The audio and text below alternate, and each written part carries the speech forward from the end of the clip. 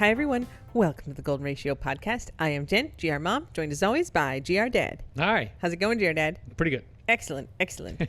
The cocktail of the week this week was sent to us by a friend of the squad, Lauren.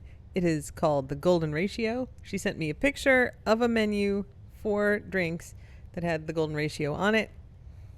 It says... We immediately sued them out of existence for using our name. Oh, no, that was me. All right, this drink, the Golden Ratio, was created by, or is at least attributed to, Elliot Hume's Mackay Island Kitchen and Groggery, 2023. The Golden Ratio, also known as the golden or divine proportion, is a ratio between two numbers that equals approximately 1.618. That has nothing to do with this stunning cocktail other than the divine part. Featuring Karuba Dark and the Funk Jamaican rums, raspberry syrup, blood orange juice orgeat, and cinnamon demerara syrup. What does this say here? Oh, Pythagoras and Da Vinci would have been impressed. $13. And then has one little skull after it, and I don't know what that means, but one of the drinks above has two little skulls after it. Is it better or worse to have more skulls? Depends on how you want to feel the next day, perhaps. Maybe that is how you feel the next day. I can't see the name of the cocktail above, but it's like clearly a tiki drink. Like there's a picture of kind of a tiki mug. And it says, taste our tribute to originality and innovation with a mix of Lemon Heart 1804 Demerara rum, St. Elizabeth allspice liqueur, John D. Taylor's Velvet Falernum, coconut cream, cinnamon demerara syrup, and lime juice on the rocks with a lime wheel.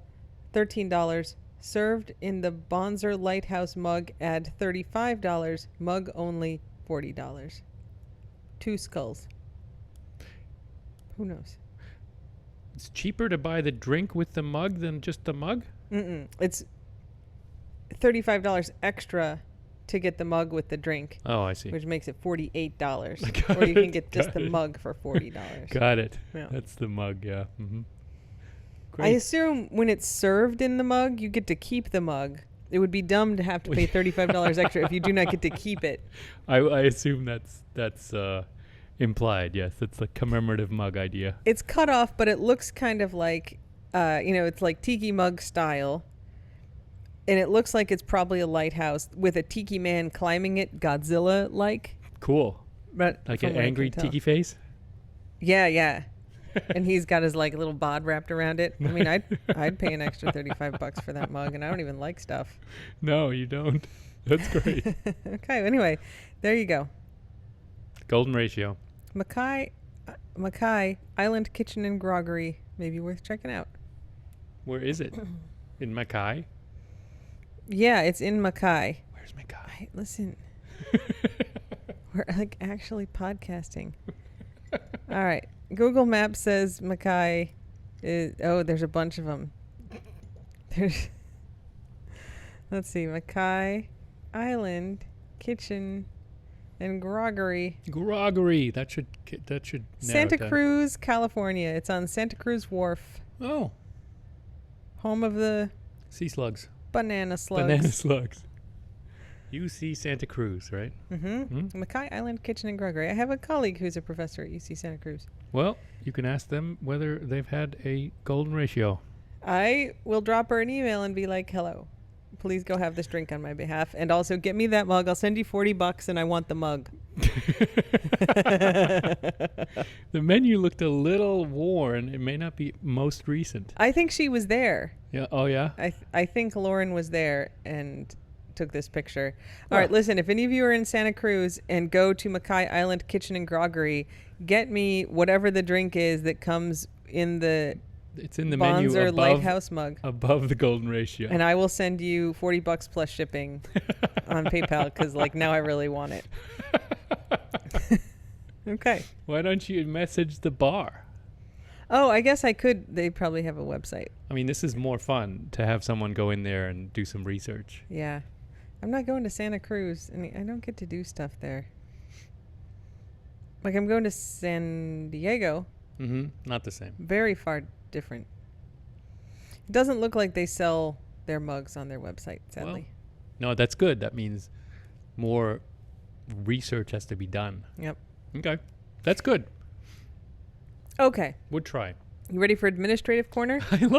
I've been waiting because I love administrative corner. I've been sitting here. I've just been drumming the table with drumming the guac with my fingers because I'm impatient. The guac is like laid out, dead asleep on his side, leaning on Ingo right now. But he's using the shark as a pillow, which he's been doing lately, which is adorable. Yep. My heart. Oh. I know. All right. So this is a story that like I wasn't going to talk about, except 5,000 people sent it to me. So I feel like we have to talk about it now, which is about this fish. This is administrative? I think all fish-related items go in administrative corner. Oh, I'm all in favor of. We can load the whole thing up and call everything administrative corner. Just because, like, most of I don't even know if I'd call this a scandal. Like the fisher guys didn't do anything wrong in this case, but like, it's all like rules and regulations regarding fish and fish tournaments. Learning a lot about fishing. And so I feel like that kind of belongs in administrative corner. I guess the rules and regulations of fishings. Yeah, fair enough. Okay, so this story has been widely reported. I have the NPR version up here, and the headline is, their prize catch was set to bring in $3.5 million. Then the fish was disqualified. I probably would have thought of a better title, but remind me later. But I think it's NPR, you know. They're mostly just going to listen to it. I don't know. So this is the Big Rock Blue Marlin tournament, and it is a tournament in North Carolina where you catch blue marlin and the biggest one wins. And these are like teams, right? Because like blue marlins, it turns out, are fucking big. And strong. So there is a bonus in this tournament if you catch a blue marlin that weighs more than 500 pounds. 500 pounds. They're the ones with the spike in the front, right? Yes, they got like a little. I mean, they're giant fish, but yes, they have a big spike. A spike, and then a lot of them have what looks kind of like a sail, like a sailfish sail, but they're not. Cool. They're really cool.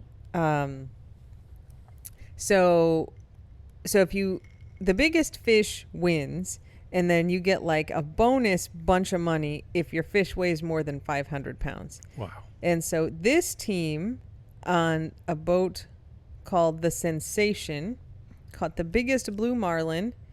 It weighed 619.4 pounds. Wow. Everybody cheered on the dock, and that was going to be the winner, except it was not. It was disqualified. Weights in fish? No, they didn't do anything wrong. They caught this fish, they brought it in, and then the organizers of the tournament were like, hang on a second. And then they looked at the fish, and it says, it would appear that this fish has been bitten by a shark. Oh, no. Shouts erupted from the crowd. And he said, we'll get this sorted out here in just a second. But it wasn't until the next morning that they declared that Sensation's fish, quote, is disqualified due to mutilation caused by a shark or other marine animal. It was deemed that the fish was mutilated before it was landed or boated, and therefore it was disqualified. And so... Wow. Video review initiated. Second place fish weighed 485 pounds. No bonus. No, so it got $2.7 million, but it did not get the $739,500 bonus for the first boat to catch a marlin over 500 pounds. Wow. So people are mad about this. They're mad? Oh, yeah. The tournament organizers tweeted about it or posted about it on whatever platform, and then they turned off the comments because everybody's real mad. Because they're like, these guys caught this giant fish, and it took them like hours to catch this giant fish, and it's an extremely giant fish. Mm-hmm. And it's $3.5 million that they would have won, and they don't get it because it's shark. They don't get anything. They got nothing. They were disqualified. DQ'd. Because, and you can see it like on the pictures of this fish, there's like a kind of chomp on its underside because a shark had, before they caught it, chomped it. So the rule here is that you can't get mangled fish. Like, they don't count. And that's because apparently at some point, like, people, I don't know if it was in this tournament or generally, would like hit these marlins with their boats to make them easier to bring in. Because the marlins will fight and free themselves a lot of times if they're healthy and strong. Yeah. So you hit it with your boat and fuck it up. Yeah. And then bring it in. So that's terrible. And obviously you don't want that to happen. And then, so these guys didn't do that. A shark had just bitten this before, but they're like, well, it's easier to catch a marlin if it has like a shark bite in it. 'Cause if it's like injured. Yeah. weaker and injured. And so it doesn't count. So that's the basis of the rule, which actually is like fairly reasonable. Yeah. I think. Mm-hmm. But there's like now tons more sharks in North Carolina because we've been like doing good with sharks. So like, lots of marlins have shark chomps in them. And as NPR highlights, critics say other mangled fish have won. So this guy says, in a nutshell, I think this isn't a guy competing, just a different guy. In a nutshell, I think the rule needs to be done away with. He notes that while the Big Rock tournament follows the IGFA rules about fish mutilation, it does not adhere to others, such as limits on switching anglers who are fighting a fish. Quote, it's about as clear as mud, he said, of the rule about mutilation. You know, I have no sympathy for people who are supposed to be experts in their field, like these fishermen. They're supposed to know the rules, and if this tournament has the ICFA subsection rules, you got to learn them. I think that's fine. Evenly applied, it's fine. This guy don't says, catch mangled fish. Well, Ingo, critics of the tournament's decision to disqualify Sensation's Catch cited the 2019 contest when a boat called Top Dog brought in a 914-pound blue marlin that was both enormous and in bad shape. Unable to bring the fish fully aboard through the fish door in its stern, the crew brought the marlin to the weigh-in station with the fish's rear half dangling over the water, its tail lashed upward with ropes. Video and images from the scene show the 15-foot marlin had extensive damage from exhaust rash along one side from the boat's engine running below as its lower half hung over the stern. One Top Dog team member said afterward that his biggest fear as the fish was lifted up on the scales was what the marlin might rip apart. Still, the fish was declared that year's winner and remains the tournament record holder. Two answers to that, right? One is always, so what? If someone else steals, that doesn't mean I can steal, right? Just because the rule may not. Sure, but this is the same people who were not enforcing their rule in 2019, and they enforced it this year. It doesn't matter, and also that's different than a shark bite, right? That clearly happened after the fish was landed, and so they didn't have an advantage in catching it. This shark bite happened before they caught it. I mean, this may not be what happened here, but the rule is there because they may have caught an injured marlin that was easy to catch. Right? The other guys, it got mutilated. It got burned after they landed it, clearly, because it was lying on their engine or whatever, on their exhaust. They didn't even get it all the way out of the water, though. What's so? But did you catch a fish if it's like hanging over your boat? I mean, that's a different rule. That's a different rule. Right. The complete catch rule, that it has to be completely in your boat. So you're on the side of the IGFA. Yeah, I think it should be a technical field. It shouldn't just be, make it up as you go along. If there are rules, you follow them. And go sports big fish. I think these tournaments are a thing of the past. This kind of reminds me of like Hemingway in the 30s. And, I think they'd be pleased with that comparison. Yeah, no, that's right. I think the time has passed to, shoot elephants and catch marlin, but that's just me. I think it's, again, that we have to prove ourselves these days in the age of technology and all sorts of assistances, right? Hemingway was much more of a man than any of these fishermen. No, Hemingway's a fucking asshole. Yeah, well, he caught these marlins without, depth finders and GPS and Did Hemingway sonar. ever catch a marlin? I've seen pictures. He's like, his chunky self with no shirt is standing next to some kind of big fish. I'm pretty sure he did. I don't think we can make a clear argument that like Hemingway was a manly man. He was a manly. He was clearly a man, stereotypical manly man with all the toxicity that goes along with. I was gonna say, like, he maybe fully embodied some toxic masculinity. Yeah, he went big game hunting and he caught big fish. Is that what it needs in the 30s to be? He also like lived off his wife's families. His like, father-in-law. Yeah, that's true. I mean, it is what it is. just like, does that count as being a manly man? You're like living off your father-in-law. Well, it's not. He wasn't providing for his family. He wasn't, he wasn't good to any of his partners. He was a selfish dude. Does that count as a manly man? Well, I'm just saying he was a better fisherman than these guys. Mm-hmm. These guys are wimps. Please send your comments to at Ingo Also, Burkhart on Twitter. If you're going to enter a tournament, learn the rules and follow them. And if they How mean do you get know that the disqualified, fish you've spent 5 hours catching has been chomped by a shark until you catch it? so then let it go. Then you're like, oh, sorry, fish. Off you go, Marlin. Sorry I made you tired for 5 hours with my revolving cast of fishermen that are all, wimpy and can't, hang on to you for 5 hours. Marlin should have gotten away anyway. You think when Hemingway caught this alleged marlin that you're not even sure he caught, that he like didn't have anybody helping him with it? I don't know. No, he had people. You're the one like It's touting the manliness of. He probably used dynamite. He probably used dynamite fishing. You are changing the subject. I think the you rules. literally brought up Hemingway. Yeah, and I'm discarding that now. And going back to if there's rules for the tournament, there's rules for the tournament. It's an arbitrary event. They can make rules, and if you think the rule's stupid, change the rule. But don't complain that it got applied to you in a tournament. Isn't like part of the law that it has to be like equally applied? That you can't have a law that you like don't apply to everybody, and then you're just like pissed at me, so you apply it to me, but nobody else gets arrested for it. Isn't that part of it? No. No, it's not. The law is the law. You're talking about police discretion to charge, to, arrest and things like that. I understand. But if you misapply a law, it doesn't mean you can never apply that law correctly again.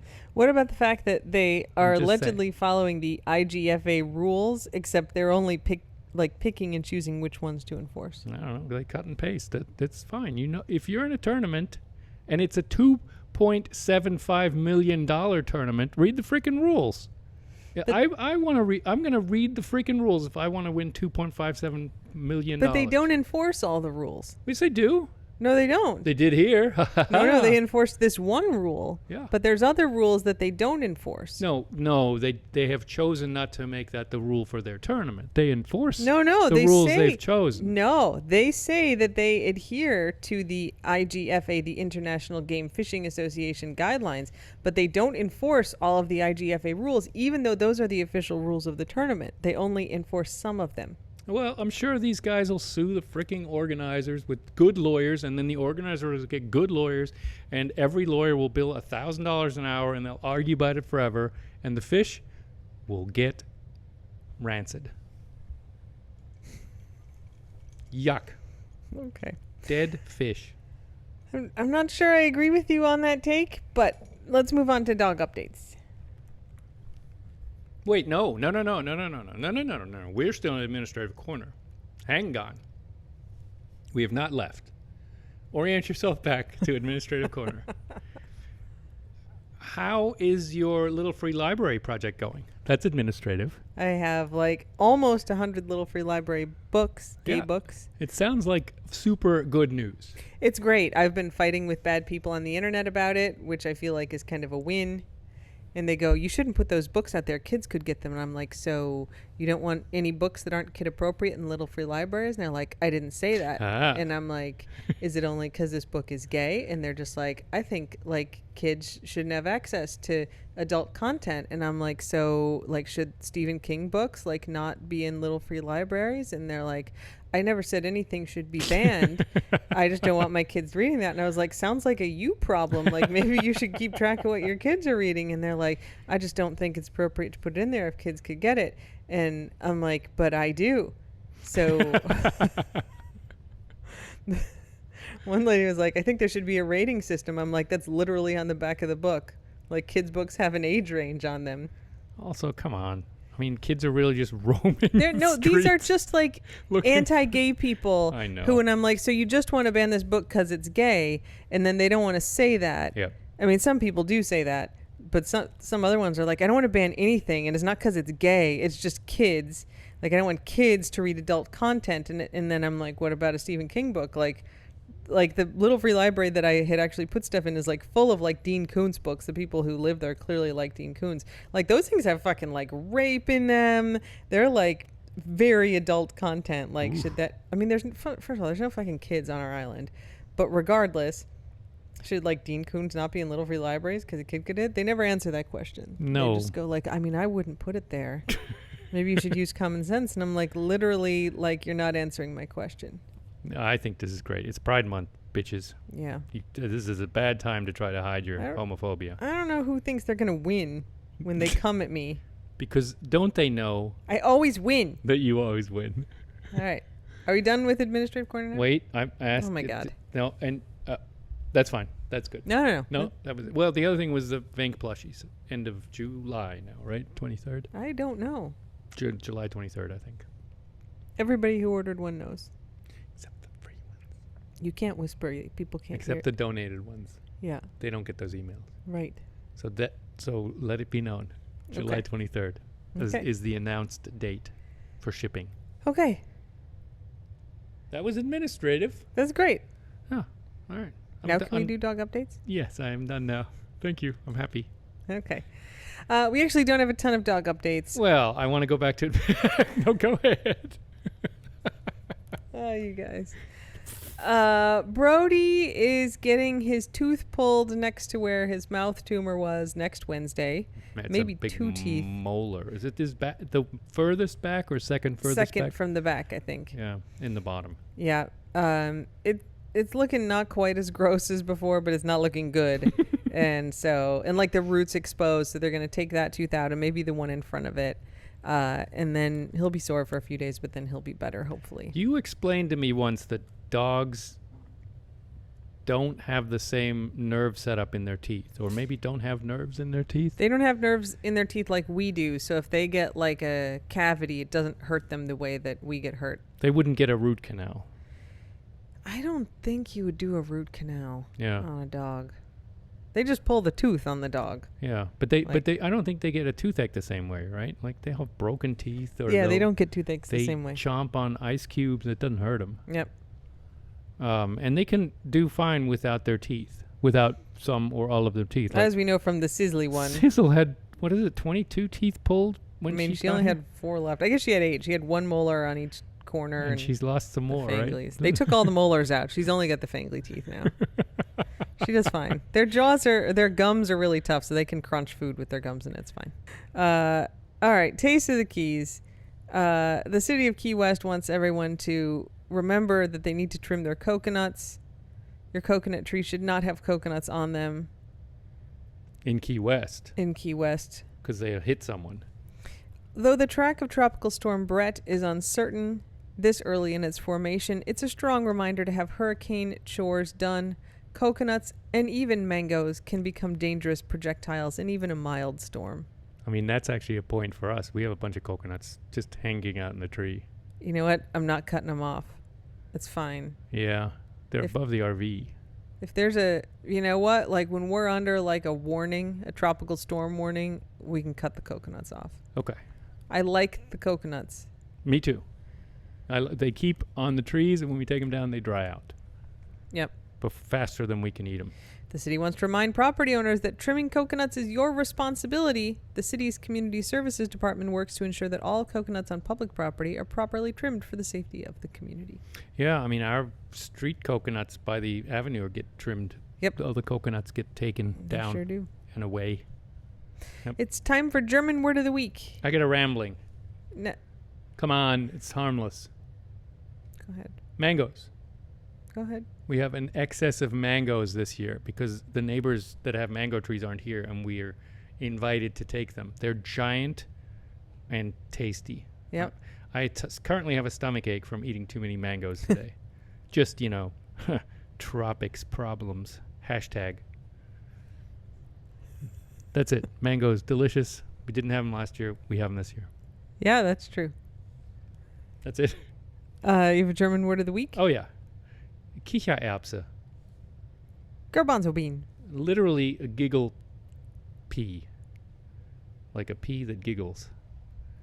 But it's actually from the Latin word for the thing, which is kikaro, something or other. But so it's called kishayapsa. Yeah, garbanzo beans or chickpeas. Chickpeas. Which aren't really huge in the German diet, but I wouldn't think so. but are fairly common these days. Extremely tasty. I'm Especially a big fan with of Mediterranean food, obviously. the garbanzo bean. Hummus. Mm-hmm. Okay. You, I feel like you've had a lot of Ingo Corner kind of content already, much to my dismay, but it is now time for Ingo Corner, where you can share more of it. I got nothing. Thanks for sending postcards and letters to the post office box and packages. Makes me happy every time, and obviously it's really nice to get stuff, and very nice of you all to send it. Thank you. All right, everyone. It's been an adventure this week. You're looking at me when you say this, I know. Until next time, Slava Ukraini, and don't bite anyone unless they ask you to. Just work on your patience, everyone. Bye. Bye.